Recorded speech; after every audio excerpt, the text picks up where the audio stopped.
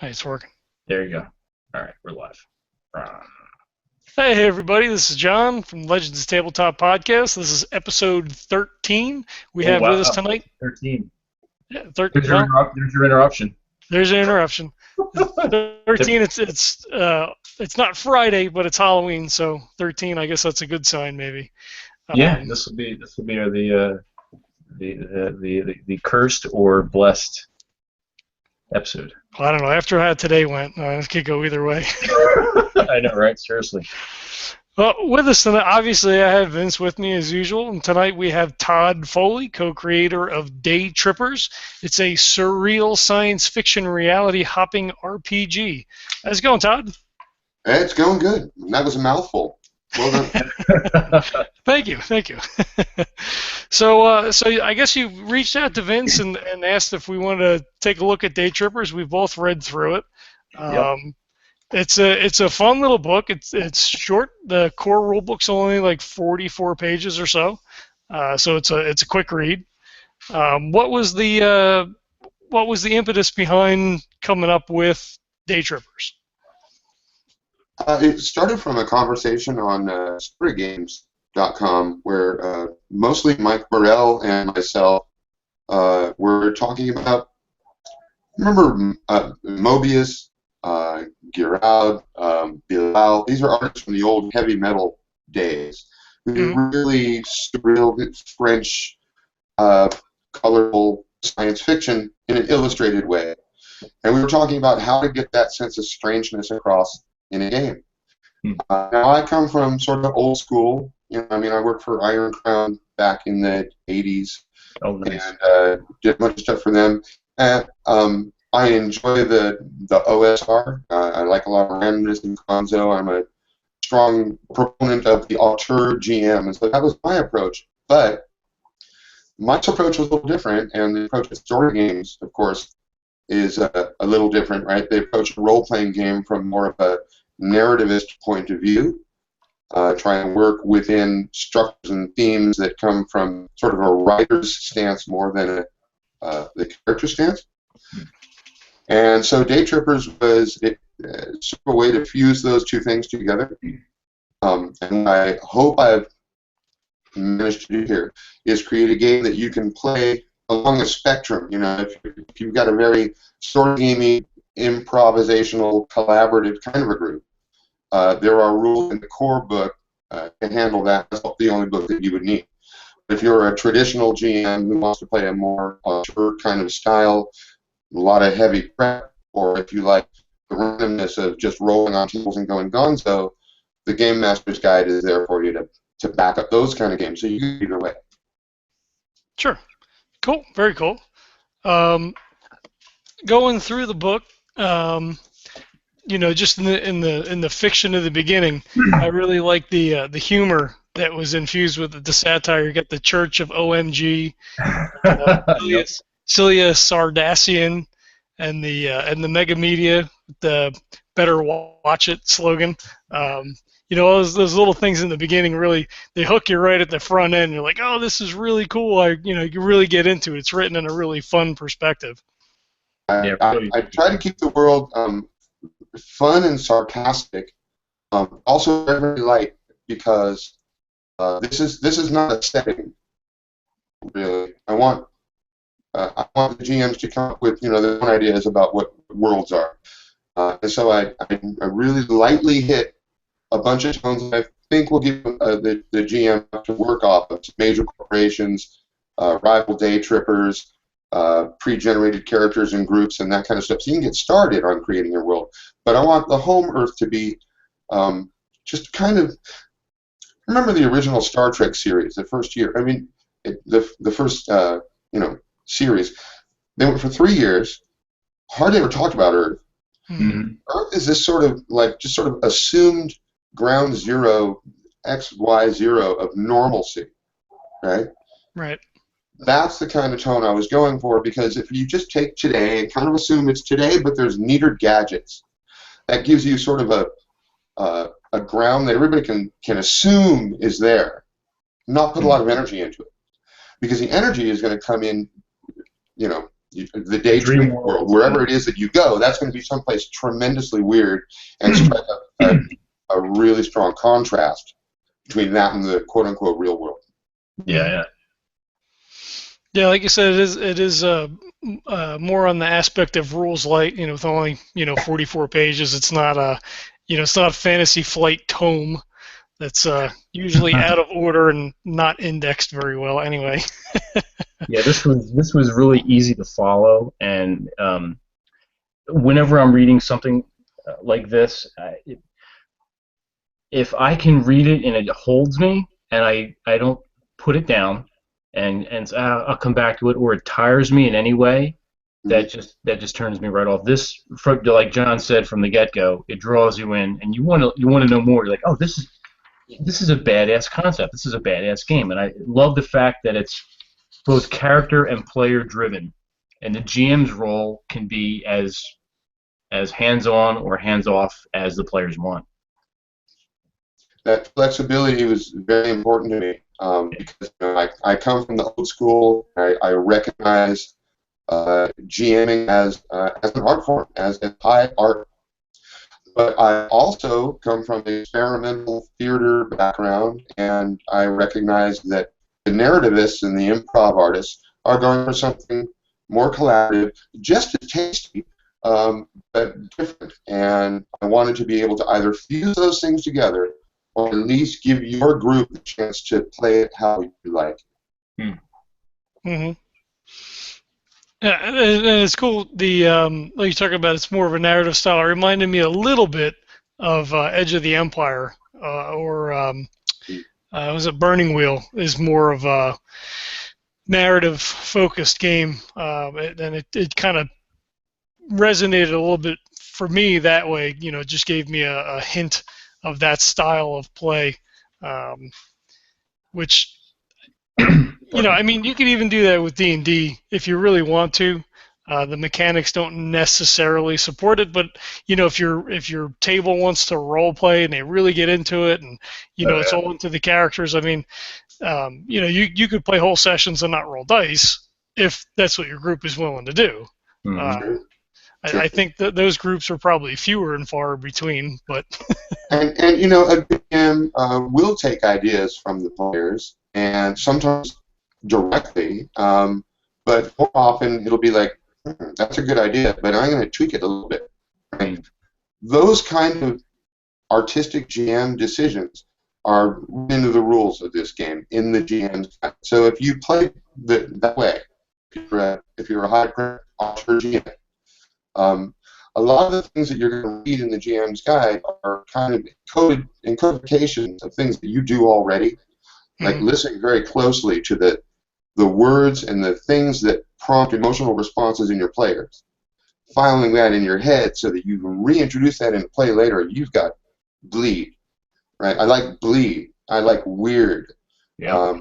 This is a game of surreal science fiction. I mean, there's plenty of games out there. James Bond White Star is an amazing game. Traveler, I've loved forever. Space Master, I wrote adventures for Space Master.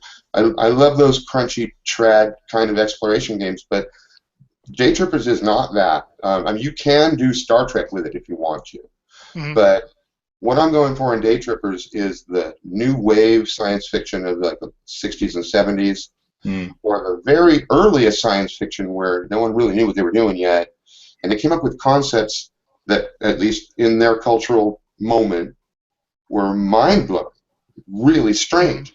And the way to get that across in a role-playing game, you can rely on the dice and randomness. You can rely a lot on the GM, and I do both of those things. But another is to rely on the players. And so I take this stance sort of midway between the hardcore GM who's running the show and the sort of the director GM who's prompting the actors to evoke, whatever gives them the strongest sensation and move toward that. So that gives them the feeling that what they're experiencing is not only, alien, but getting into their head in some weird way, the way that a really good science fiction film does. My favorite movies are the ones that fuck with your head. Science fiction or not, right? If I walk out of the movie thinking, well, scratching my head, Yeah, and like what the hell? and then have to go back and see the movie again. Those are the best movies. Yep, they stay And I with want you. I want a game experience that can deliver that to you. If you handed the GM everything, well, first off, he's running a railroad, and next off, there's really no guarantee that it's going to hit the player subjectively, right? Because different tastes. Mm-hmm. So instead, what I've created is a bunch of tools, right? They're rules, but it's a bunch of tools that the GM can use, mix and match, use the systems you like, and then a bunch of guidelines for evoking this personal subjectivity from your players, shoving it back into the game, so that what happens, you can't predict what's going to happen, but you can predict it's going to have some bearing on the player's own idea. Mm-hmm. Exactly. And It's that's also another reason why the narrative form is important. I'm sorry to interrupt. No, but go ahead. What are it? Another reason why I decided to go with such a strong narrative structure is because we're all busy grown-ups with only so much time, and one-shots are a popular and successful subgenre. Oh, yeah. So I wanted a game that could be played as a one-shot or as a series of one-shots. You can string them together if you want, or you can treat them as totally separate short stories in an anthology if you want. And a game that would arc and close and have some sort of emotional oomph to it in 3 or 4 hours. Right. Yeah. I was just going to say, talking about what you were saying with the GM, that a good GM should be doing that no matter what system they're playing anyway. Taking cues and stuff from the players and, either running with things that they bring up, as Vince has said before, that he was GMing for us for a long time, and, we may hit on something that wasn't really in the story and kind of go off to the left and say, oh, it's got to be this, and it wasn't that. Yeah. But now it is, because oh shit, that was probably a pretty cool idea, and we can always get to this other thing later if we want to. I do. I would do that all the time. There was very few times that I completely outlined my adventure. I mean, I had an idea what I wanted to do, a general outline. The only thing I really stuck to were the NPCs and the adversaries. I would have the stats and the voices and whatnot. But everything else, I did rely on the players an awful lot. Just they would, when they're sitting at the table and they're talking and arguing about a scenario, that's the best. And then when they come up with a deduction that's just totally off, but I'm like, you know what, that sounds really fucking cool. I'm like, yeah, that's it. You guys make a roll. Yep, you got it. All right, we're going this way. That's you're on track. And then, like John said, keep in the back of your mind what maybe you thought you were going to do, and then either come back to it or just stay with what the characters were conjuring up themselves. Sure, and your work will never be wasted. I mean, those characters that you prepped, the ones that didn't get used, you can recycle them. Yep. You can reskin them. They'll be used. So you never have to worry about wasting work. Yeah. Mm-hmm. But sometimes you do need to be able to improvise really quick. So I shoved, there's like 72 random tables in the GM's guide, and there's tables for everything. Yeah. I love it. What does this NPC want? What are they doing? What is this technology used for? Any question you might have, you can roll it if you want to, and just gonzo it all together. Yep, that's really cool. You know what else? Use it as sort of a bunch of prompts, and sort of sit in that place where, like, an apocalypse world GM. Yeah. Or MC, right? You know what else I like that you did with the successes and failures, the degree of success or failure when you're doing whether it's combat or a skill. It's the yes, you succeeded, but this. I love that. The answers are almost always two parts. Exactly. Yep. No part, and there's the and but part. Yep. It's the way the system's written is you cannot get just a no, and you very rarely get an exact yes. Mm-hmm. And this kind of ties back in what we were saying a minute ago. One of the reasons why you don't want to write a railroad is because RPG is an interesting hybrid art form that hasn't really codified itself yet. But when we talk about different metaphors, different ways to look at RPG, like movies, like plays, like branching interactive theater, is it like a board game, or is it like this or that? Who is the audience? Who is the director? Is the game master like the playwright, and the GM is like the director? kind of makes sense. And the players are actors, okay.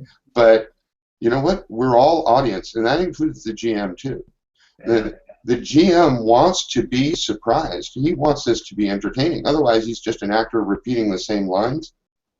That's stupid. That's a good point, yeah. That's a waste of time. So part of the reason that the system is so, I like to use the word skittery, right? And if you've ever been at Disneyland, remember the old Autopia ride at Disneyland? Oh, yeah. Yep. There's cars you could drive yourself, and there's a rail down the middle, right? Yep. So you can't go completely off the rails, but you can get pretty wild and keep banging off the rails. Yep. The system kind of works like that, and the left rail is the players, the right rail is the GM. And narrative control goes back and forth. So even the GM is surprised from time to time. That's built in. This is going to be mind-blowing for you too, the GM. Cool. That's a good way to look at it. Yeah. That is a good way to see that and that perception.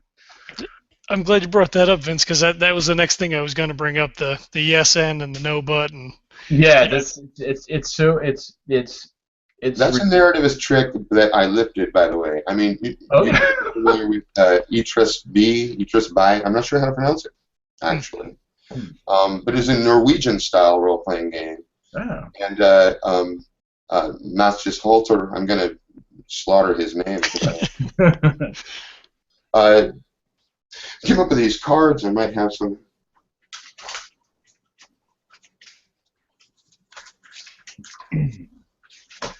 Way back in the day, here we go.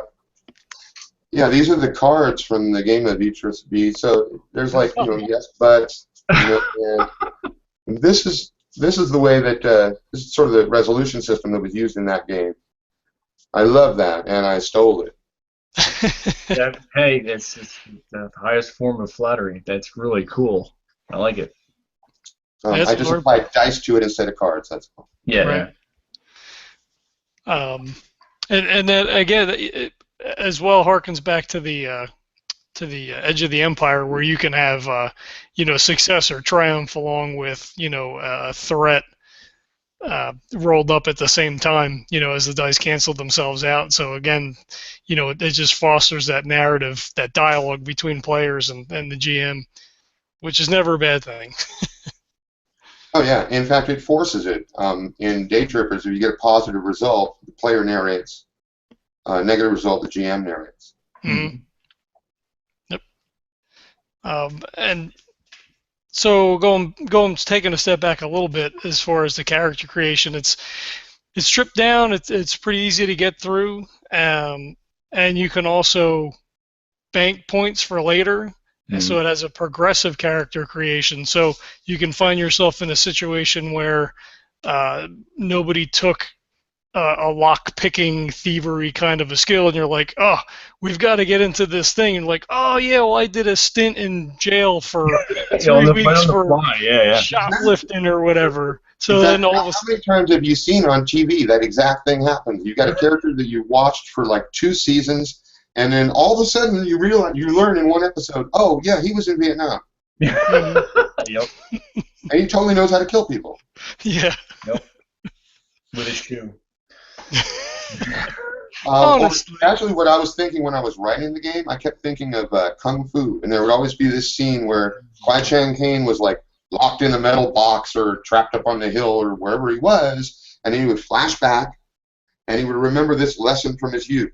And again, this is written into the rules in Daytrippers. You do a flashback scene, you get an experience point, and if that flashback somehow gives you the solution to the problem you're trying to solve now, you get to roll an extra die. It's going to increase your chances of actually beating the problem. Yeah. So I wanted these moments where the players would just have that Kwai Chang Caine flashback and go, oh, I remember when I learned how to do this.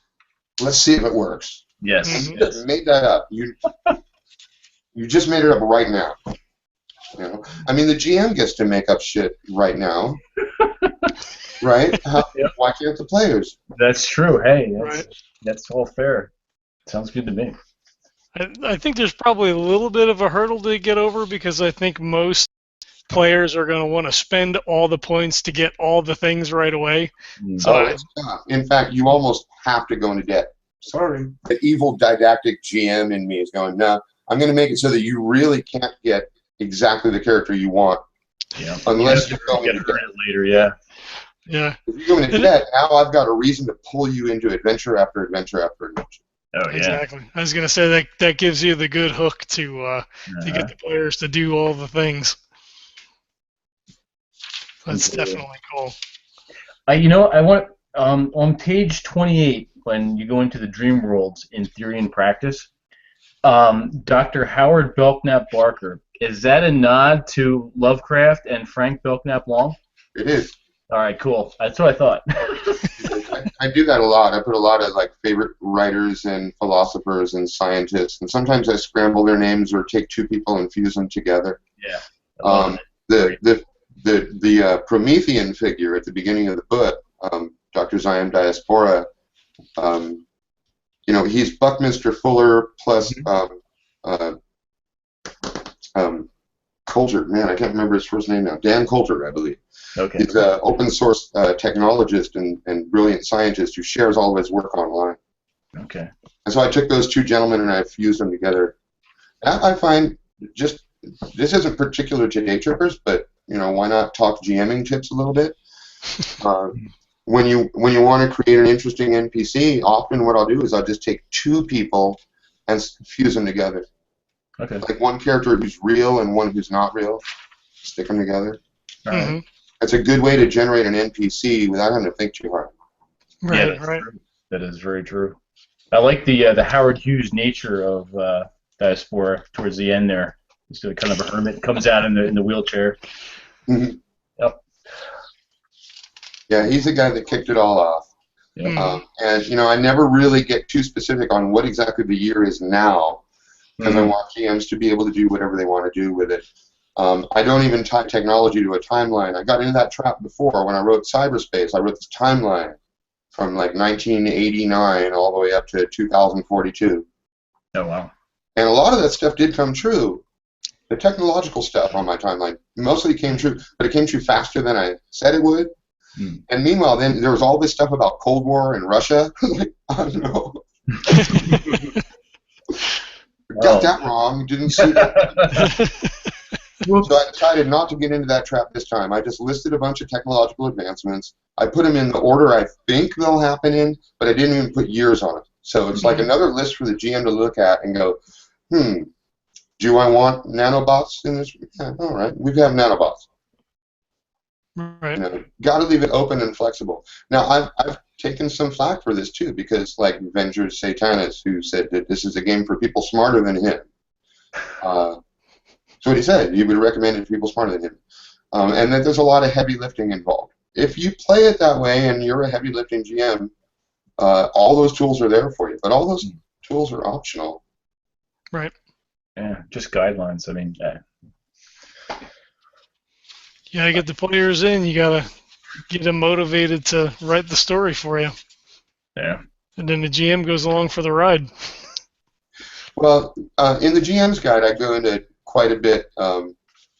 Maybe this is where it sometimes gets over people's heads. Talking about narrative structure, narrative theory. You don't have to learn this stuff the way you learn the dice rules. It's just like there's literal essays describing narrative arcs and traditional standard 4-act beats and all that. You don't have to structure your stories that way, but it's good to have that in your head when you're running.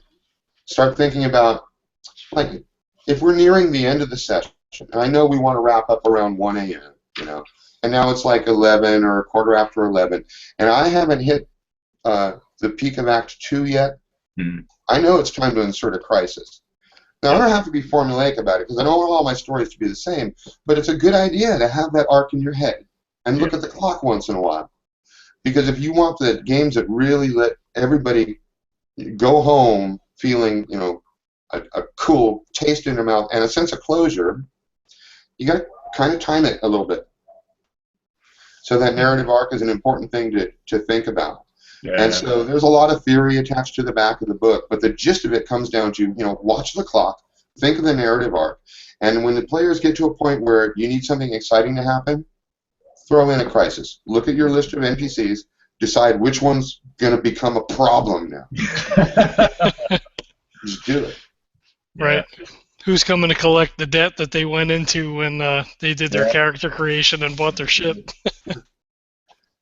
Yeah. And often you don't even have to look at your list because the players have already pushed a situation into a problem zone.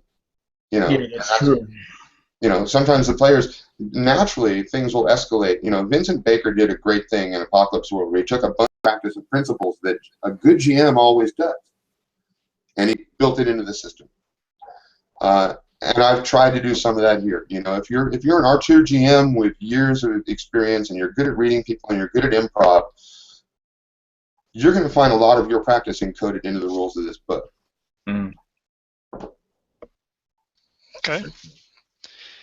Let's see. Flipping through my sheet here. Have you? Are you familiar with Rogue Trader at all? From Fantasy Flight? I haven't played it. I've read about it. I haven't played it. I was the flux storms were a little bit reminiscent of the chaos in Rogue Trader. I thought a little bit because you get everybody's got to make what is it? They can get the fuzzies. They got to make the cycle. Yep. So it's in the picture on page 26 is the guy like all huddled up on the Underneath. yeah. Yeah. So it struck me because you have to make a couple of rolls, do your interpreting your vector slip rolls and all that kind of stuff. So it just struck me a little bit as not similar, but just reminiscent of Rogue Trader a little bit.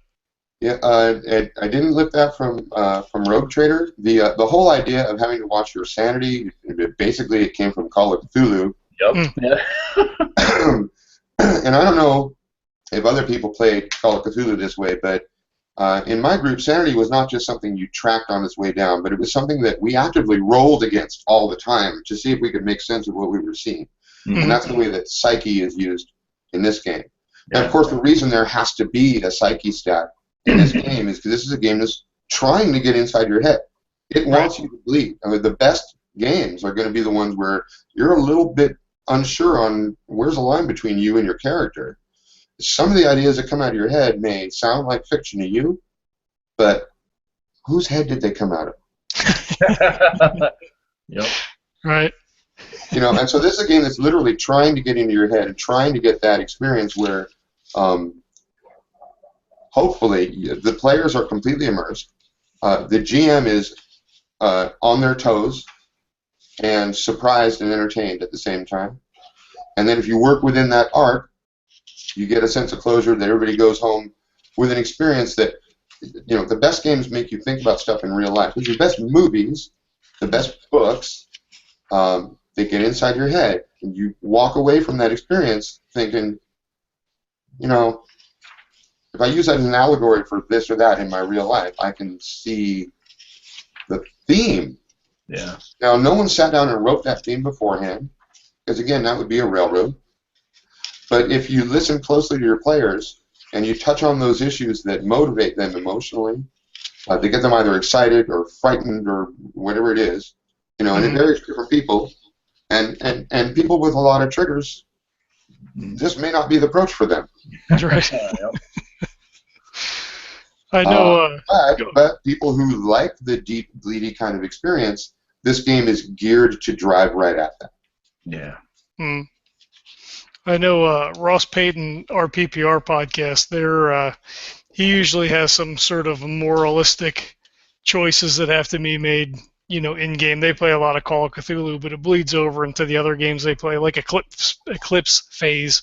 You have to, come to those hard choices as, player and character. Do you leave the little girl to do the other thing or, sacrifice yourself? There's a lot of moral ambiguity with the games that he runs, which is an interesting way to play. I play a lot of D&D, so it's a little bit more cut and dry usually. Haven't really gotten involved in any games where there's that level of okay, how are we gonna approach this? She's like, oh, it's a monster, let's kill it. When you're playing games that are set more in real life. Or more of a 1920s. Hey, it's 1920s. There's just monsters. You have your decisions are a lot more subject to question, I guess, if you were to sit back and take a look at it later. So. Right. You have a sort of a certainty that comes from knowing the ontological limits of the space that you're moving around within. Mm-hmm. And in a game that tries to be more like reality, of course, in reality, we're not exactly sure where the limits are. I mean, we have kind of a general idea, but every once in a while something happens that just steps right over a limit. Mm-hmm. The world is weird, and the most interesting things that happen are weird. But here's a real reason why science fiction appeals to me so much. Almost all the games I've done have been sci-fi. Most of my theater games are sci-fi. A lot of the short stories I write, science fiction. Science fiction to me is the best place to do thinly veiled social commentary. Oh, yeah. Star Trek. Yeah, I was about to say, Star Trek, yep. Or Idiocracy. Oh, yeah. Right? Oh, that's great. Which was another inspiration. Buckaroo Banzai. Oh, my God, yes. Yep. Right. Those are all inspirations behind Daytrippers. The world, as I said, it's sort of a normal, mundane world, and we don't want to play it up with too much detail because we're going to be going off to different worlds, and that's where we really want all the color and energy to be spent. But when you come back home, most of the stuff that I described is kind of sarcastic. It is very much the first world. It is still today, but written even larger. So the first world is even more powerful and rich, and the dystopia is even greater. And the planet is still in peril, and greenhouse gases are still a problem, and we're still killing species like they're going out of style. But everything's just even bigger. And so that backdrop is a moral ambiguity right off the bat.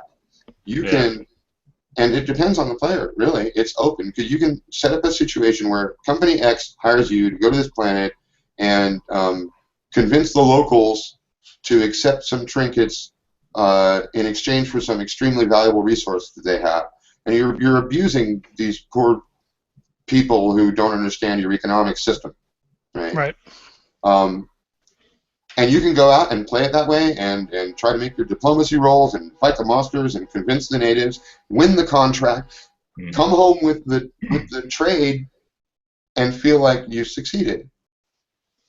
If you're one type of player. Or if you're another type of player, you'll get out there and you'll scratch your head and you'll think, wow, fuck these people over. We are really fucking these people over. My story is going to be about stopping the evil corporation. Yeah. My story is going to be, let's fuck this whole thing up.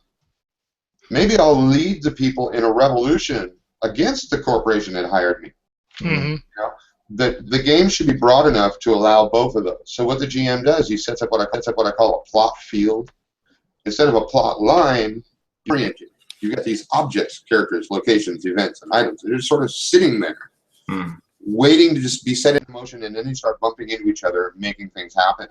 But nothing happens until the players come in and start making things happen. Right. At that point, you could go with the mission, or you could find that the mission falls away, and you're running your own story. And every game should be that way. I think it's important for the GM to have sort of like a default, but to accept that almost all the time, that ain't going to happen. Well, I say no game survives first contact with the player, so... Yeah, so it's good to work against that tendency, right? The players want to introduce free will and their own spin on not only the actions of the characters, but the meaning of the experience they're going through. And we owe them that because they could have gone to see a movie, and a movie would have done it for them. Yeah. Right. To a certain extent, yeah. I'm trying to navigate my cat here who wants to just sit on the friggin' laptop. It's a pain in my ass. Just to touch on character creation, you also have the shipbuilding creation, which is real similar to character creation. It's very stripped down, very easy to get through, and it's cool because in creating your ship, you guys can go into debt together as characters. So it's not just I'm the captain, I own the ship, you guys all have to follow me. You guys can all pool your resources, be a crew, and all work out who's getting what share and all that kind of stuff. So I thought that was pretty cool concept too, to be able to give that to the players where they can just kind of assume that debt, or dump all their points and be weaker characters to work towards the future to try to get the big stuff in the beginning. So I Yeah, thought that and was of course, pretty neat. building a ship is almost always going to put you in debt. So you've got a ship and you've got a debt, and it's kind of like your traveler scenario is ready to roll. Right? You got to pay off this ship, and you all part own it, or maybe one of you owns it. We stay flexible on that. The idea of building your own ship, I was thinking Car Wars. Oh yeah, Steve Jackson. I wanted different people to be able to come up with unique and interesting ships, but not get so crazy that this is a game about building ships. Right. So I made it pretty simple, and the idea of where all of you can together own the ship, and that works as like sort of a narrative device to pull you into different. There are other games that have done that as well, but what I was thinking of when I was writing that section was Inspectors, where you form your own like Ghostbusters franchise. Oh, okay. So in Daytrippers, you can form your own Daytrippers franchise because it's Wild West technology, but there's no regulation on this technology yet. It was invented by some weird genius. Yeah, all open source. And set free on the internet, and now there's all of these weird geniuses who are inventing their own ships, and the government doesn't know what to do about it, and corporations can't stop it, so they're jumped on board. Yeah. So there's all sorts of crazy ideas, but you could start your own company. And I was thinking about Inspectors, and how fun it is to you and your other players are like a company. You could design a logo, design your own ship, put your logo on your ship. Hell yeah. Oh yeah. Yeah, no, it's definitely cool. And there's certain players that would turn that into a whole session. Yeah. For sure. Yeah, we're looking forward to playing this game. That's for sure. Yeah, no, definitely. Yeah. To cut from this a little bit, what was your first exposure to gaming? What got you into the hobby? Well, it was the red box, or the original white box. Oh yeah. D&D. 1977, I think, in the school library. Some friends of mine said, "Come on, you got to play this game. There's this kid, he's the dungeon master. I barely know the kid. We sit down, they hand me a character, they say, you're a fighter, this is strength, this is your hit points." I'm like, what? The dungeon master has a screen, he's got a dungeon, we've got graph paper, we go down a hallway, I've got the torch. They say, you go pick the lock on that chest. I go, oh, why? Well, we fought a gelatinous cube. That was cool. And then I try to pick a lock on the chest. Poison dart comes out, kills me because I only got like 2 hit points. And that was about 15 minutes. And then I sat there and watched the other guys get a little bit further, and then the bell rang. We all had to go to class. I went home that night and designed my first role-playing game. Oh, wow. I had no idea how the rules worked. I had not read the books yet. But I looked at the dice.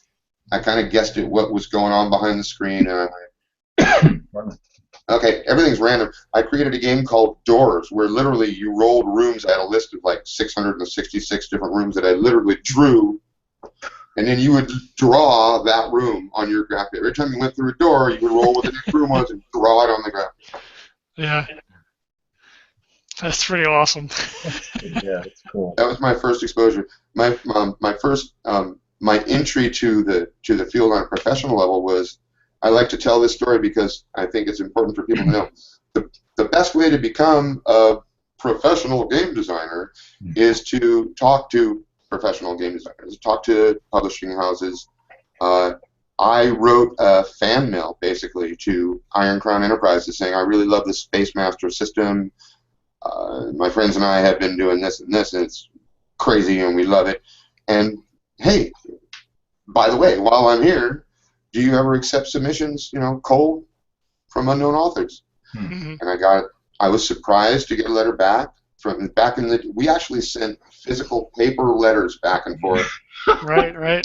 I wrote my manuscripts, I typed them on paper and mailed them through the physical mail to the publisher.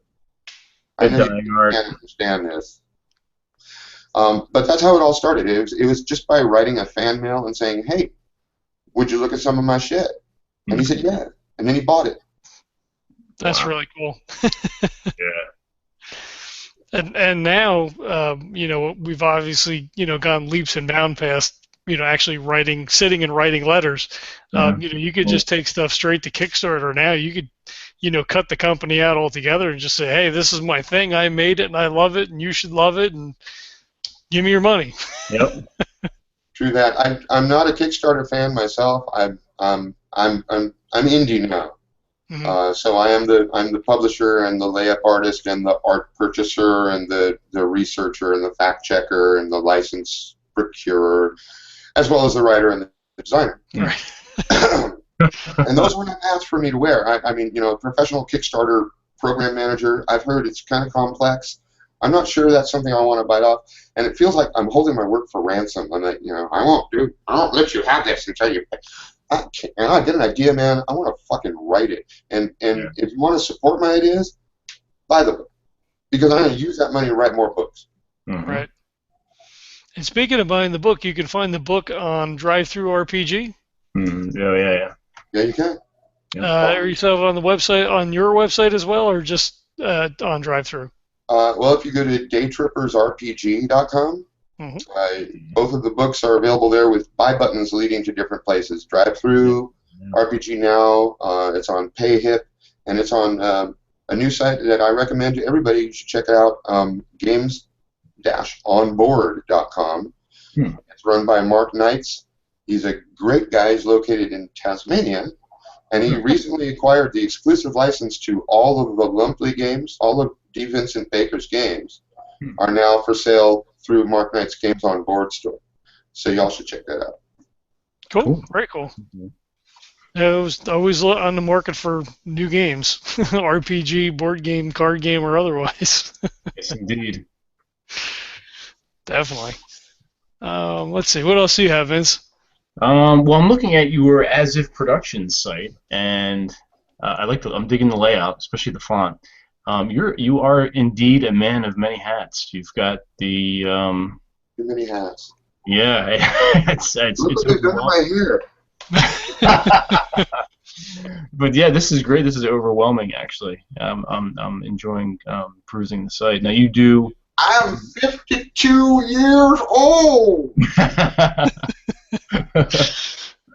You've software development, music, interactive fiction, graphic art. This is pretty amazing, actually. I think everyone needs to check this site out. Why, thanks very much. You're welcome. Yeah, this is way cool. Yeah, my other career is web design, and I did that exclusively for a few years, building virtual worlds and online entertainment for companies like Comedy Central and Sony and Epic. Back in the days when companies had big money to spend on virtual worlds and massive online entertainment. Yeah. Today they really don't. But for a little while, the internet seemed like a place where we would get sort of what we now consider the MMORPG experience. But it wouldn't be formatted in the same way as our game console games. It didn't really work out that way because the technology wasn't moving fast enough. We had something called VRML. We had something called the Palace, which was a software that I specialized in. And these were toolkits for building online virtual worlds. But it turns out that the game companies really beat us to the draw on that kind of thing. And so the 2D chat worlds were very much it was like a 3-4 year phenomenon when every company thought they had to represent themselves with a virtual online space. And I made some good money in those years. But when that dried up, there really wasn't much employment for an online virtual world designer. And so I began using my programming skills to do more traditional web design. So you go to my website and click on the tab that says websites. I've got a portfolio of like 100 different websites that I've built over the years. Wow. All All those years, though, I'm keeping my eye on the role-playing industry because that's my first love, right? That's where I started from. Yeah. And in recent years, as I've gotten older and as my political values have changed, when Occupy came along, I was a big part of that. I began looking at society and capitalism in a very different way. And I decided that, you know what, life is too short to do something that doesn't fulfill you when you've got something right here. And so I've got 2 careers now. I would love to be able to one day be nothing but a game designer. At this moment, I still need the 2 careers. Yeah. Yeah, especially these days, the economy still being what it is. So. Yeah, I mean, back when I started, like I said, not just online, but in the early days of role playing, we didn't know how good we had it in the 80s and a little bit into the early half of the 90s. That the economy was so loose and free. Those of us who grew up in it, as I'm somewhere between a boomer and Gen X. I'm never really sure which. I'm almost old enough to be a boomer, but I talk and feel more like Gen X, and I listen to grunge. But take that for whatever. We didn't know how good we had it, right? We were living on this big mountain of bloody pirate treasure that our culture had like extracted and exploited from other cultures all over the world for hundreds of years, and we're like the idiot children of pirate kings, born with bloody hands. Not realizing what we have. Yeah. I'm sorry, did I get political? Oh no. And so, from a global perspective, it's good because we want to look at the human race as one race, and we really do need to equalize the standards of living across the planet. It's unfortunate to be one of those people who was born here and remembers those years, because America needs to come down, and it's doing it. It's doing it. It doesn't feel good, but it is necessary from a global perspective. Yeah. Otherwise, we end up in Daytrippers world, and we're all still like worshiping television stars. Getting the fuzzies. Yeah, unfortunately, that's what they're doing now, right? Oh man. All this reality TV on. Like I said, thinly veiled social commentary coming at you. Yeah. Well, on the positive side, I guess, with wanting to really be back into the role playing industry and things like that, it seems like we've really hit a resurgence, in the last, I don't know, 5 or 10 years of just so many options for not only role playing games but board games and all these different types. I mean, growing up, a board game meant Parcheesi or Monopoly, and now there are so many wonderful games by all these, so many indie companies, not even the big ones. Oh, you have some big companies within that industry, but just so many options now, for people to get in, even at a very bottom level. Some of the games are real easy to pick up, like Daytrippers. You can pick it up and read it in an afternoon and plan out your adventure. Yeah, exactly. It can be as easy or as hard as you want it. Believe me. I mean, if you read it deep, you get extra crunch, extra jokes, extra puns, and extra people's names fused together. Mm-hmm. Yeah. You get a lot of tools that you can decide to use or not use. I see it as a toolkit. And when I was writing the core rules, I thought of them as sort of like the BRP, right? Remember Chaosium's basic role playing, right? So that's the BRP of the system. It is the very basics that every player should know. You don't have to know them all, but once you become familiar with the game, every player can know the stuff that's in that book. And then the Game Master's Guide is, of course, my big influence there is the AD&D first edition Dungeon Master's Guide. Yep. Which, if you look at that book today, really poorly organized, really poorly laid out. There are a number of systems in there which don't seem to be intercongruent, right? There are a number of systems in there which seem to be free-floating mini-games, almost.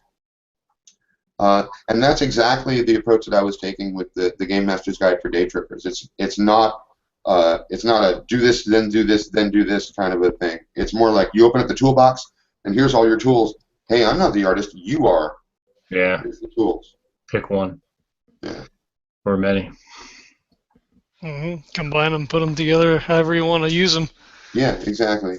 Variety of And configurations. there's like 6 different ways to write a Daytrippers. If you look through the rules, and some of them are explicit and some of them are implicit, there's a form that you are advised to use or not. There's a format called run sheets for planning out your session that I advise you to use, and then say you don't have to use this, but you do have to think like this. That's the important thing. Write it down any way that you want. Do it. Play with the full set, but try to keep in mind whenever you're running, not just Daytrippers.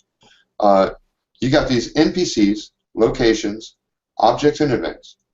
And if you string them together, tie them together in sequences too much, you're limiting your players' fun. You're also limiting your own. You really ought to start thinking, and this is not new, but it's GM logic, right? You got to start thinking of it as like a big expanse, a tabletop with freestanding objects on it. They're all free-willed. They all have their own goals and motivations. They may crash into each other. They may do things. They'll crash into the players. Some of them may just be ignored, and you'll use them in some other session. But don't connect them until the thing happens that makes you feel they have to be connected.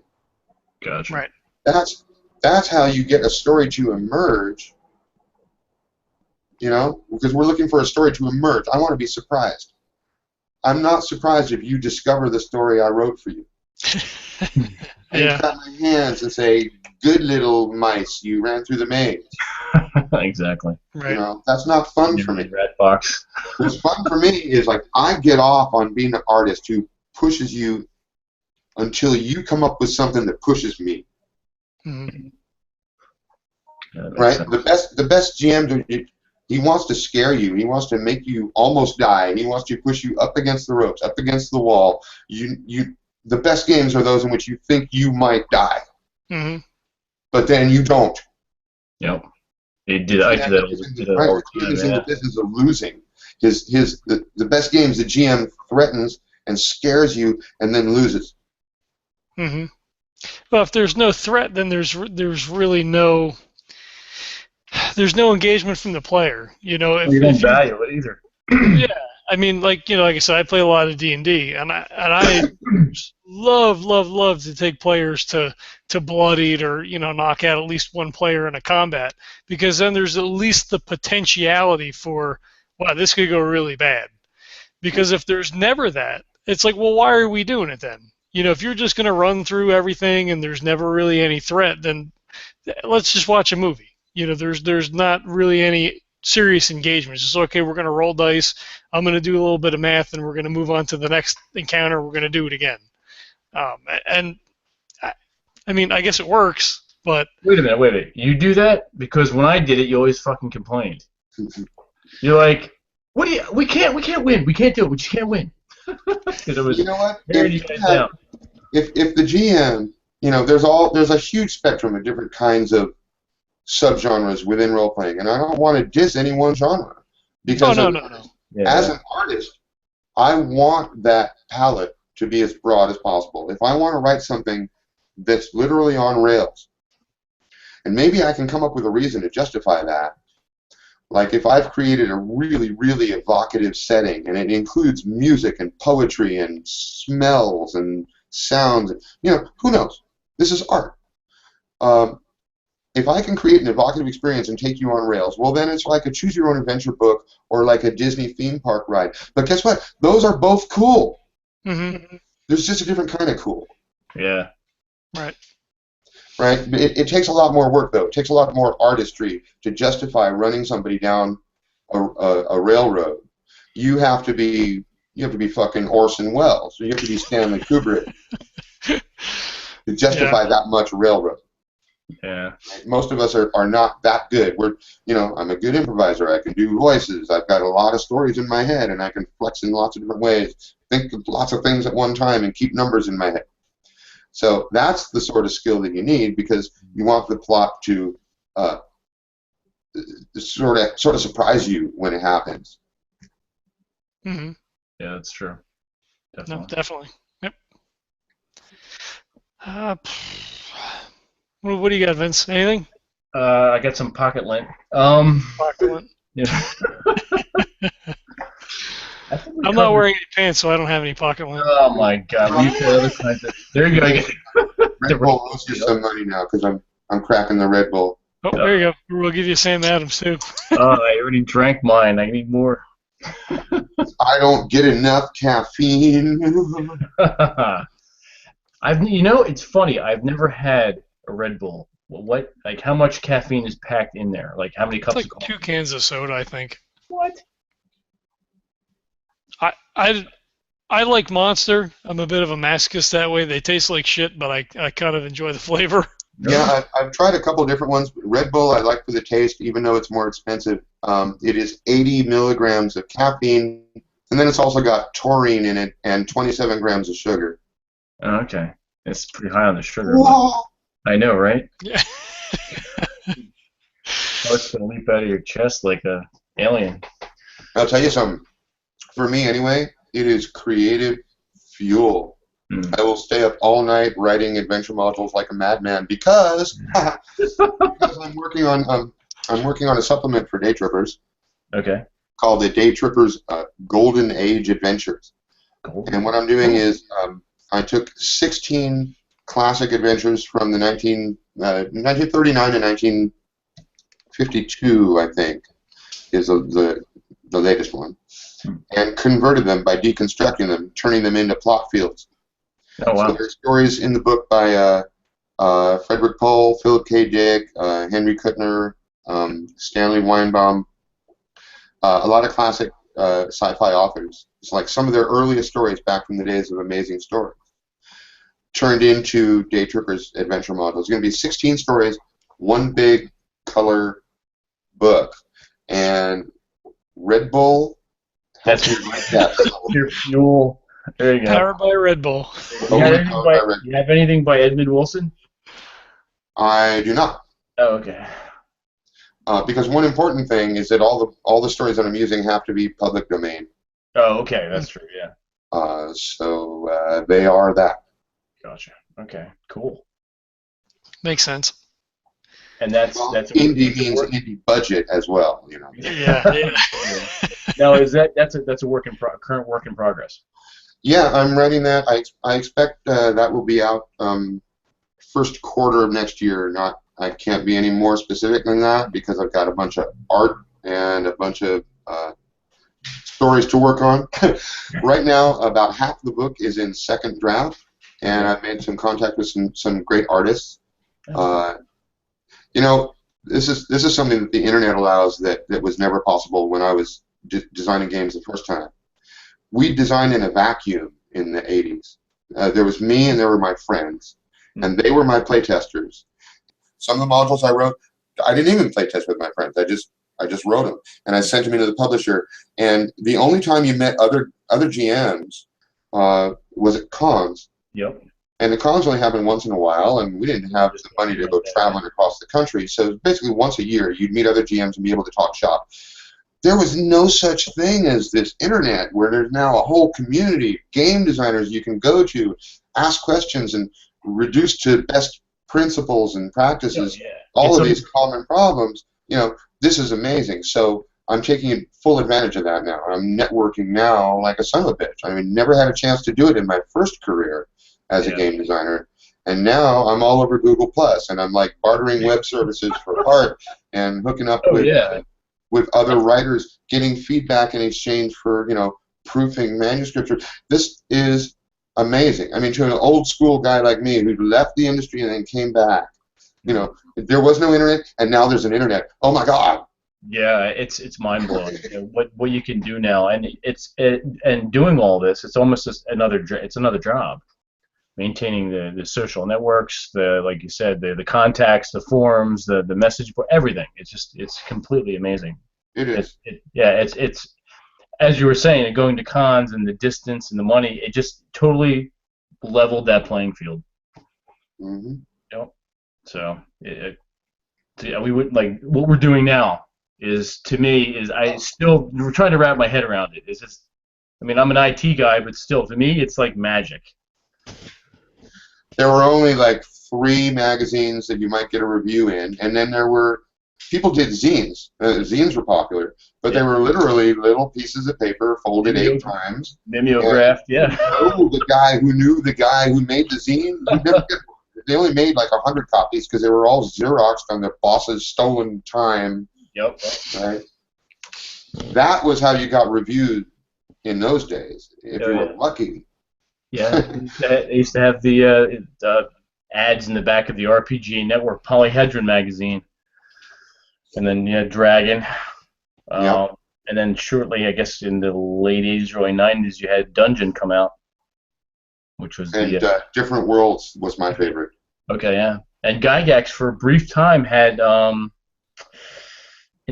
his Real Infinities imprint. What the hell was that magazine called? Oh, Gateway, I think, or Gateways.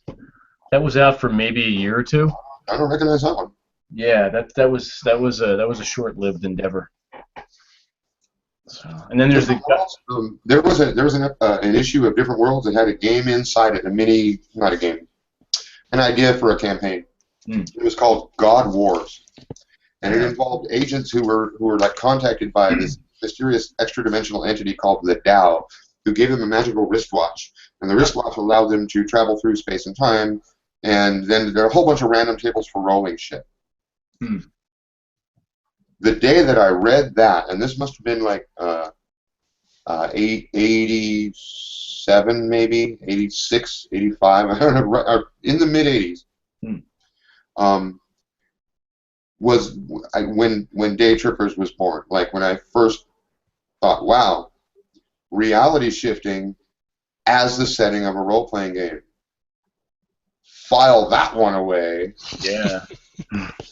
You know, and it took me 25 years for me to pull it out of the file and actually write it. And then here we go. Yep. That's a great lineage. I like it. Very cool, very cool. Sometimes those things need some time to percolate, or just the time to be able to actually sit and compose the things as it becomes influenced by all kinds of other stuff. Yeah. Oh yeah, lots of reading, lots of movies. Yeah, there's some movies you have to watch multiple times, so that takes up even more time. Mm-hmm. Yeah. All right, you have anything else that's going on that you want to plug, or? If I hear that if you watch Inception 6 times, you understand it. Yeah. Oh man, I got 4 more to go. I've got 5 more. Well, you know what? If there's other stuff besides Daytrippers that's coming out as a productions. Right now, I'm focusing hard on pushing out supplemental material for this line. Mm-hmm. So I've got a number of books in the works for Daytrippers, but off. Whoa. Oh no! Ah! Todd, come back! Come back, Shane! We're experiencing technical difficulties. We have lost the guest. It's the first time. It's the 13th. That's the 13th episode. That's why. Right, it is the 13th. Well, yeah. While he's gone, I'll tell you, my asshole cat pushed the fucking screen out of the window. What? Did he fall out of the screen? Like, did he fall outside? I wish he would have and fucking run away, but no, he didn't. Did by a scorpion. No, so I had to go out and push the screen back in, which I then promptly bent. So now I'm gonna have to fuck with that tomorrow now. Oh man, did you get your hot tub yet? I have not. No, we have to work on that. Yeah, I'm just trying to pay my bills. There you are. We lost it. Hey, there he is. Welcome back. Yeah. Okay. So apparently, the gods do not want me to tell you everything I'm working on. I know, right? They're like, no silence. You can go to patreon.com/asif. Yep. I was going to mention that next, actually. Yeah. Nice, cool. Nice. Yep. We'll add that to the our home site. Yep. We'll throw it on the main page, and then we'll throw it up in the YouTube too, in the description there. We'll throw a couple of links up there. Now, this weekend I'm going to be posting my preliminary review, which I can't do it complete justice because I haven't played the game yet, so I'm going to do a very brief rundown, sort of what we did here. So, but then something in text, and then my own flavor to it. And then after we run the game with you, then I'll do the follow up to it. So it'll be like That's great. Yeah, it'll be a two-parter. One way. I don't know if you want to make the division between the one book and the other book. That might be one way to do it. Okay.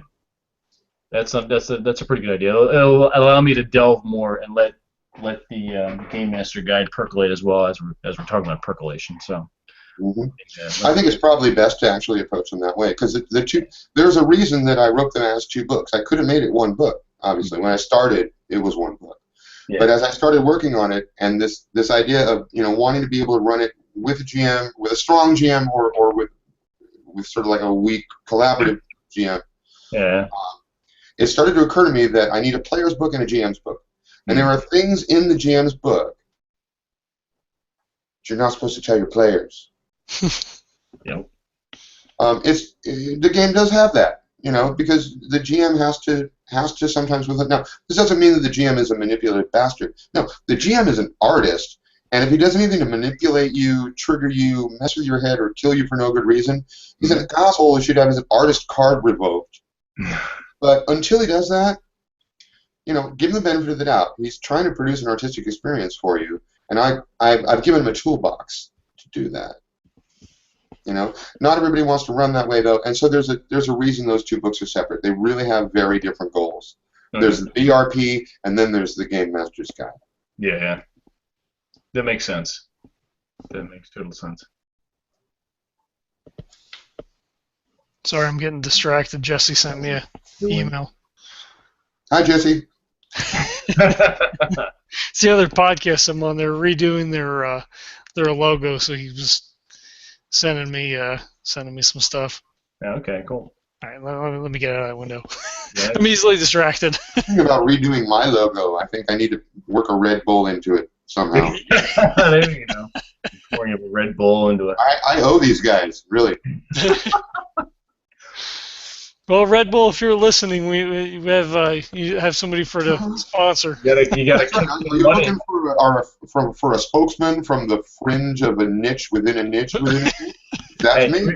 Every time you do the video, you should have in the background some like a 6-pack of Red Bull or something laying around. There you go. Just set it up there. See, that's it. Perfect. Perfect. There you go. Thank you for that. You're going to owe me some money, man, or you're going to owe you money. Marketing. This is your show, bud. Well, hey, we're spreading the wealth. Yep, that's the way it is. Open source, baby. So it's all about buy yourself a Red Bull. You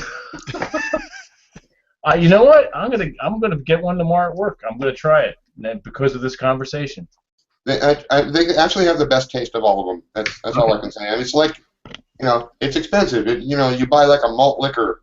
You're going, I want to taste the quality, right? Well, same good. Nice. All right. I'll let you guys know how that goes tomorrow. We'll do another video cast on Red Bull. Good video, you taking the first sip. Yeah, right. Dun, dun, dun, Right. Yeah. It only gives you wings the first time. Yeah. And then you spend all the other time chasing that experience. Oh boy. See, unfortunately for me, none of those things work. I could drink a Monster or Red Bull and just completely crash and go to sleep. Really? Well, that's yeah. I've been trying to cut all the caffeine out, so the caffeine that I do have actually does give me a little bit of a bump, but it's not working. Well, I know that some people are. I think I don't know if this is true anymore because it was a long time ago I heard this. What they used to call hyperactivity and now call ADD. Yeah. Have a reverse response to stimulants. Mm-hmm. Yeah, I've heard that as well. Yeah. So there you go, sir. Your ADD is it's kicking in. Yeah. Maybe you have just enough ADD to sort of push it to 0 right in the middle there. Exactly. Yeah, you're like right on the. You're on the. Mm-hmm. I'm like Mr. Burns' disease door, where he has everything and it's just stuck, so nothing can get through. Yeah, it's not capital ADD, it's lowercase. Yep. There you go. I'll take it. Oh shit. Get that on a T-shirt. Yep. Sweet. All right. I guess we should probably start wrapping this thing up, right? We're about an hour, a little over an hour now. Yeah. That was very enjoyable. Thank you guys for having me on and giving me a chance to rattle about this stuff. No, thanks for coming on. Yeah. It's always good to get reviews, but in order to really get in depth, to be able to back and forth like this is just golden. So thank you. You're welcome. We're not just doing this interview, but for doing interviews at all. You want to kick off the final five? Yep, we have a thing we call the Final Five. It's 5 geeky, nerdy questions. Kind of binary. It could be yes or no, but if you want to elaborate, you're more than welcome to. Oh, I'm going to get grilled here? Yeah. Kind of. We technically only have 4. The 5th one rotates from podcast to podcast. But all right, so I think I know the answer to this one already, but Star Trek or Star Wars? Star Trek. I kind of figured. We already know a Red Bull question, so we don't. Tabletop or video games? Tabletop. Yep. Absolutely. Oh yeah. DC or Marvel? Heavy metal. I like neither. Nope. Yeah, well, it's a geeky thing. It's not for everybody. Yeah, comics never did it for me, and video games either. Movies, television, literature, and role-playing games. Oh, that's one thing I wanted to touch on real fast. And you had mentioned screenplays. The parts of the rules and even the wording remind me of screenwriting, like the combat, and other things with frames. I had a movie sense of in my head both playing. Yeah, I find that another GM tip, I guess, it often helps players to envision the scene if I describe it as though it's a movie scene. Mm-hmm. And sometimes, especially when you have players that are new or not feeling secure in the group or not new at improvising, don't feel sure of themselves. Often what I'll do is I'll sort of describe as though we're watching the beginning of a movie. And the camera zooms through and I describe the town or the setting or the room or whatever it is, and then focus on the character, and I describe their character as they wake up and sit up in bed and look around the room, and then I point at the character and go, what happens next? And they've got this whole tracking shot leading up to the moment they wake up. And for some reason, it's easier for them at that moment to go, oh, I know exactly what happens. Right. This is like a movie. So that was kind of a clue to me to think in terms of scenes. Keep the plot moving, because remember, we're looking for an arc. We got to watch time. When the scene seems to have resolved, say it's over. Because we've done everything we need to do. There's no need to dilly-dally with the tail ends of this scene. Move to the next. It's what a book does. It's what a comic book does. It's what a movie does. It's what a TV series does. You jump to the parts that are important, and you skip the stuff in between and kind of assume it as you go. We don't care if the system is a little bit skittery because we built it to be skittery. So don't get hung up about how many bullets you have in your bandolier, right? Yeah. If you roll a yes, but I just ran out of bullets. There you go. Yeah, it's like a Hemingway novel. You leave out the parts that you let the reader or the viewer fill in the rest of their own imagination. Yeah, and frames is also something that comic books do. So when you get into combat, I'm picturing sort of like a comic book panel where you see the heroes diving this way and firing, while the bad guy's over here and he's firing too. And in that shot, both of them are performing an action. And we're going to roll the dice and compare our numbers and see how that turns out, and then move to the next frame. Gotcha. Yep. Fate's like that too, with kind of framing things and scenes and ending a scene and all that kind of stuff, kind of framing it up. Again, more of a narrative style of game. Yeah, for sure. I mean, if you're looking at the narrative arc, you kind of have to take pacing and timing into consideration, and it almost forces you to adopt scenes or frames or some sort of pacing mechanism. Yeah. Mm-hmm. No, for sure. Yeah. All right, we got sci-fi or fantasy. I think we know this. Yeah. Yeah, it's definitely sci-fi, and especially the new wave sci-fi of the 70s, where instead of exploring outer space, we're exploring inner space. Mm-hmm. Cool, very cool. We technically don't have a fifth, but I'll throw this one in there. I think this is what we use with Ken Height. Apple or PC? PC. Yeah. I think it's going to be most people. Yeah, and a lot of it is just because as a developer, this is the majority of what my customers have. Most of my clients use PCs. Mm-hmm. If I'm going to build a website for you and you're going to look at it, I want it to look like what it looks like to you. Yeah, you want the same format. Yeah. Just help. Mm-hmm.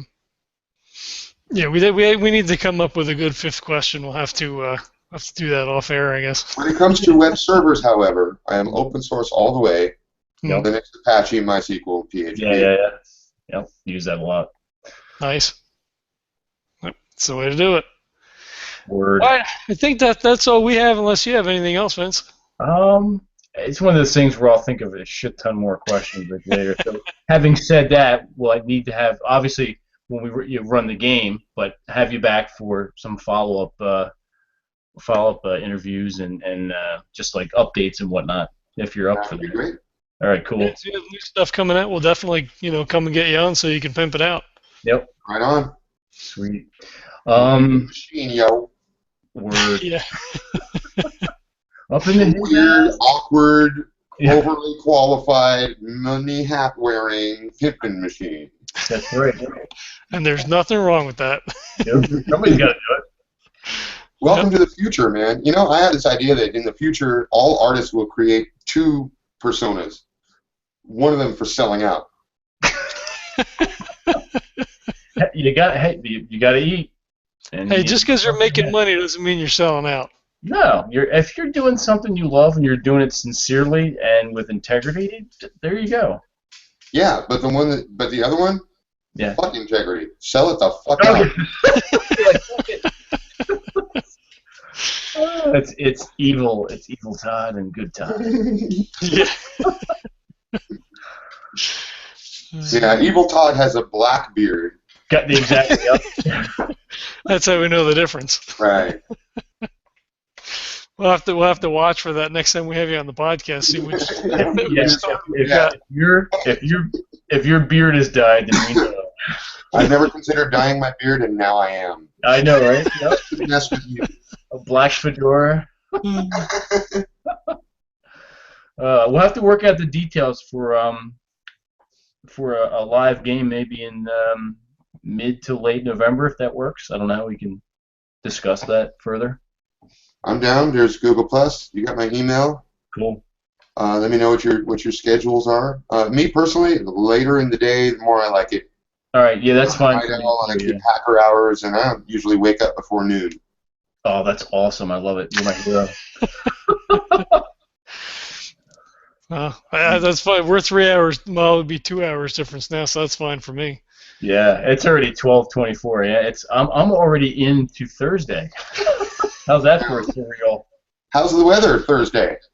Thursday weather is doing well. In fact, let me give you the weather forecast for the area for Thursday. We have trustyweather.com app. It is. Hang on. Whoa, let's go. I have all these different cities. We've got 52 degrees and it's clear. And tomorrow, Friday, will be 63 and sunny. So, yep. 52 right now. Not bad. It was only like 62 here today. We had it about 36, so we've got a chill going, which is fine. It's great sleeping weather. Mm. Yeah. It is. Yeah, we're having a cold snap here in Vegas too. Last week it hit 100 and then back down again. It's kind of like winter is coming. No, yeah. wait, no, wait, yeah, no, wait. Yeah. Well, Are you getting any of that rain right now? We got rain the last 2 days down here in little below Tucson. Yeah, we got a lot of that for, just a couple hours. It never rains for more than a couple hours here. Usually it's like 15 minutes. It'll rain really hard. Yeah. For 15 Like minutes. Florida. Monsoon rain, yeah. Excuse me. Yeah, it rained for, I don't want to say a good part of the day, but it rained pretty good for a little while today.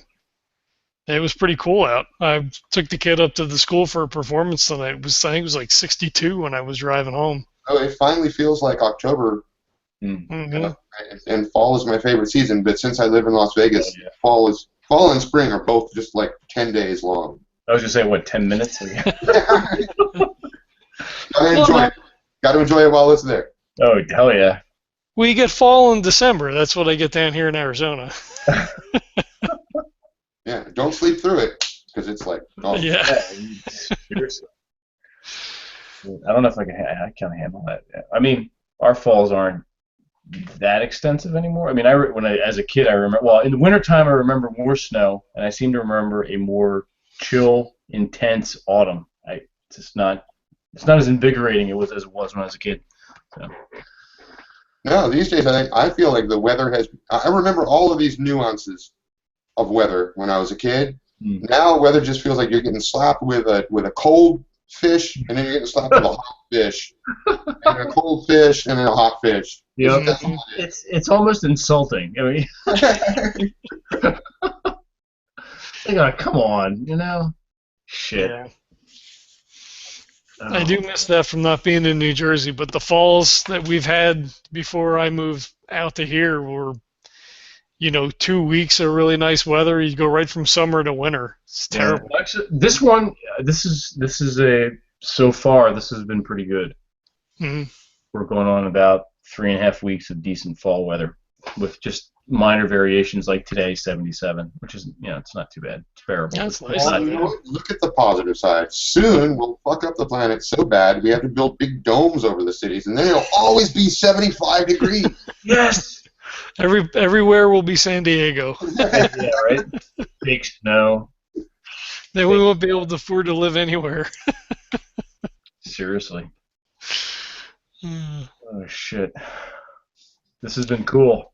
Yeah, no, definitely. We look forward to having you back on we'll have you on for the game, and then, like I said, next time you have something coming out, we'll get you on to pimp it up. Yeah. Right on. Oh, real fast. What's your ideal player load for the game? Well, in theory, there's no maximum, but for any game where you want to work within a narrative arc, and you also want to get sort of a high bleed going on, smaller groups are better. Yeah. And this is not just true of Daytrippers, of course. I mean, it's true of any game where you're going for high bleed. I personally have always found that the one-on-one session is always the most intense. Mm-hmm. I mean, whether you're talking D&D or Daytrippers or anything else, the one-on-one session, especially with a person who you know, because they're really good at getting inside your head, right? And they know your buttons, they know what scares you, they know what doesn't scare you, so they don't even go there. Those are always going to be the best games. So in general, I'd say the smaller the group is, the more bleed you're going to get, and the deeper of an experience it's going to feel like for everybody at the table. Gotcha. Okay, and we'll keep that in mind now. We've got at least 2 here, so. Yeah. Maybe keep it like 3, like no more than 4 then. Yeah, I've run 4. I've actually never run more than 4 people in a Daytrippers game, so that's kind of an open question. Right. And it's a simple system and it's designed to run fast, but like anything else, the amount of time it takes it's not an arithmetic progression, right? It's an exponential one. Every time you add another person, multiply the time everything takes by 2. Yeah, that's true. We're very familiar with that with 4th edition D&D. Shit. Yeah. What? We had one encounter where it took 4 hours? Oh fuck! Like 4.5 hours. Oh my Like, god! that's it. We're done. It's time for me to go home. Like know, fuck. right? Really? It was fun. That was the day that you did that. It was all common. Yeah, it was common. But there was a lot of hijinks involved that were just off the cuff. like very drama, like when you landed on the guy in the sewer and just kicked his ass right down, stuff like that. And then with the crow or the raven, so yeah. Well, but that took place in combat. I mean, True. The RP sort of took place in the context of combat. Exactly. Yeah. But when we were in that one, fuck, I don't remember what we were doing, but I think I got sucked into that. There was like a pillar or something. We got sucked into a room. Me and somebody else got sucked into like a non-planar room or some shit. Oh yeah. And we were stuck in there, and they had to break the mirrors to get us out of something. It was like a 4.5-hour session. It was one combat. It's like, oh, that's cool. We just spent like 57 seconds in game time in 4.5 hours. It's in real time, yeah. Yeah, I mean, and that can be cool if you've got players who are into it. It's kind of like a Sam Peckinpah movie, like 2 hours of slow motion blood. Yep. I mean, it was fun. I mean, you get to kill stuff and whatever. But, as far as, like, moving the story and, like, learning the things, it was when like... you're done and you look at it, you're like, oh, shit, we just... yeah, we didn't do anything. Yeah. Well, it's in your head, right? There's no record. It's like you made a movie, but you can't go back and watch the film. It's like, when I was Neo and the bullets came at me in slow motion, and the way that I went... Yep. Yeah. Exactly. Dude, that was so cool. Yeah, that was cool. But we can't watch it again. Yeah. Yeah, that's an interesting way of looking at it. But yeah, that's exactly what it is. I mean, you're making these movies on the fly that are wicked cool, but then you can't go back to it. You just have to try to hope that the brain matter keeps working so you can recall it. Yeah, I'm a big fan of APs. I like watching other people play, and I like reading other people's stories, especially when the person who's writing it takes the time to actually make it feel like a short story or a chapter from a novel. Yeah. Yep, definitely. Yeah, Chris Perkins was doing that for a while for his DM experience on the Wizards of the Coast site with his own homebrew game. Every week he would have like an anecdote that would read like that, which was kind of cool. Mm-hmm. Of course, they stopped doing that. Bastards. Well, then I'll have to start. There you go. See? There you go. I'll write some Daytrippers short stories. Figure out what to do with them. I'll come on here to pimp them. There we go. There you go. Yeah, we're down for that. Do a reading. Mm-hmm. Oh, yeah. That would be badass, yeah. Yeah, we could post up something like that. It'd be cool. Yeah. Right on. I can put some colored lights in here. Yeah. The fog machine. the backdrops, like a blue screen with the add some stuff later. Hey, we'll do just about anything. We're feeling our way through this whole thing, so we'll give just about everything a shot. Yeah, our philosophy, and John came up with it. Go ahead. Well, everything is yes until it's no. Yep. So it's like a Schrodinger's cat of potentiality. We're stupid enough to think that we can get our own convention going by June next year, which will be like a year total that we've had the website going. But we're like, fuck it. Well, we're just gonna do it because we're doing it. Why wouldn't we? We're gonna do it anytime. And you got to come down for it. Yeah, please keep me posted on that. Yeah. Power to you. Pedal to the metal. I think it's kind of like say yes or roll the dice. Yeah. Mm-hmm. Yeah, and that's what we're doing. Yep. It's really the only way to do it. Because if you're like, well, we could do that, and I don't know, these are all the reasons why it wouldn't work. Fuck that. So easy to talk yourself out of it. Mm-hmm. Come up with, and if you're going to do that, if you're going to come up with all this negative self-talk, why don't you flip it around and do positive self-talk? It expends the same energy and it's more productive and valuable. Mm-hmm. So, yeah. Yep. What you want to do is, it is a big project. So like any big project, you need to break it into chunks, and then you focus on one chunk at a time so you don't get overwhelmed. Yeah, you're right. That's exactly it. You just look like in script writing, you just story beat it. Yeah. Yep. Yep. No, we've reached for huge handfuls since we've undergone this whole thing. So Yeah, we're up and down in the waves. Right now, right now for me, I'm a little under, but It's like, yeah, we'll pop back up here shortly, and yeah, just keep kicking towards shore because that's all you can do. yeah. It happens. Well, you guys got two captains. As Mhm. long as one of you is functional, the other one can take a little downtime. Everybody needs a little downtime once in a while. Oh, Yeah, completely, yeah. yeah. Well, working. Overtime's picking up for me back at work again, so now I'm I don't know, 18 out of the last 21 days or something like that. So You're gonna need some kind of anti-Red Bull so it works. well, I don't have any trouble sleeping. The blue ball, right? Yeah, The exactly. blue ball. You go back to reality and fall asleep. I certainly don't have any trouble with that. Thank God. We gotta keep you up. Yeah, that would be a bad thing. Get more work out of you. That would be true though. I would get a shitload of stuff done if I just didn't go to sleep. Yeah. 2 hours. That would be my superpower. In fact, I think that would be a good question to add to your list of questions. Like, what would be your favorite superpower? Yeah. Mine would be Yeah. never having to sleep. So that's yours? Yeah. Okay. Oh yeah. All right. No sleep. All right. I'm ready. How about naps? Because naps are kind of, I don't know, they're refreshing. They are refreshing, but I could sacrifice that. You say, well, okay. All right. Fuck it. I got Red Bull. There you go. We don't need no naps around here. I think the longest I did was like 42 or 43 hours in a row, something like that. What, awake? Awake, yeah. Yep. Oh, well, I have a story I won't tell you that involves 5 days. Oh my Jesus. God! Was it?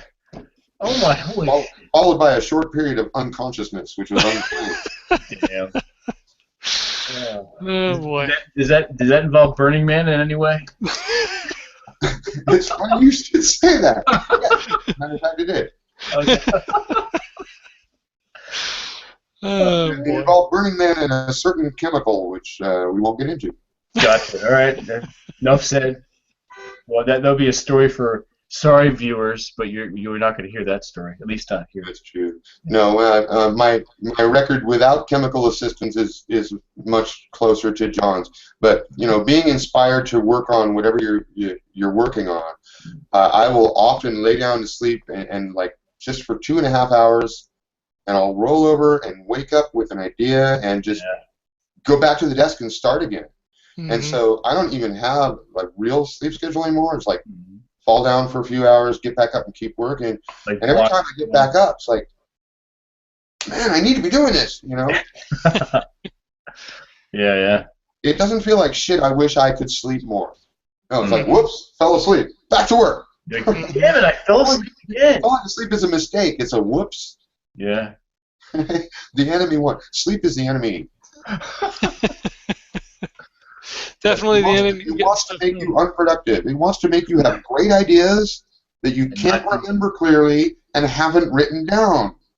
That's bad. Amen. Yep. That's it. Well, I always have a paper and a pen, or my phone with the voice recorder. I got a notebook. Notebooks with us, yeah. Yeah. Now, if we, in Daytrippers, there's a dream deck that you can get that can record your dreams and you can play them back. And I actually read an article that says that we believe within 50 years we should be able to do this. I have no fucking idea how we're supposed to be able to do this, but if we had that, then I would change my superpower. Because if I could record the dream, that would be a good source of story ideas. Yeah. You go back later and watch it or read it at your leisure. Yeah. Mm-hmm. Yeah.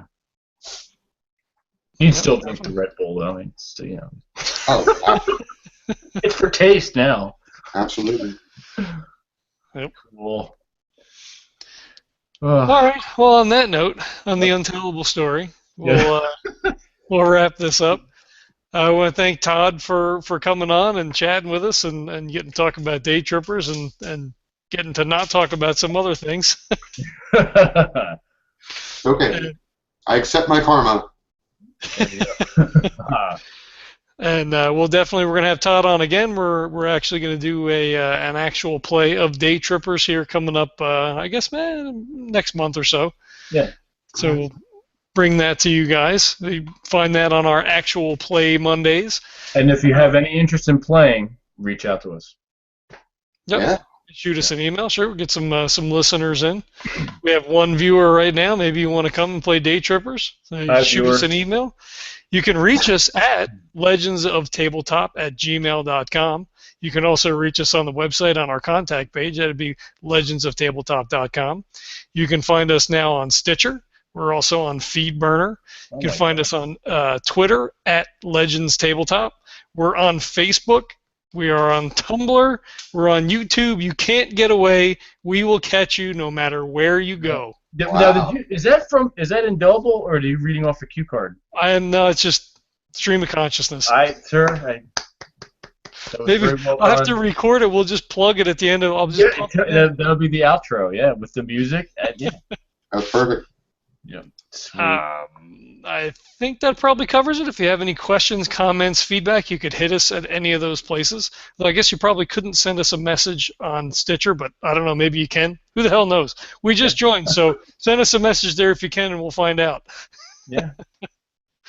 So that's it. That was episode 13, our interview with Tod Foley from Daytrippers, and we will catch you guys next time.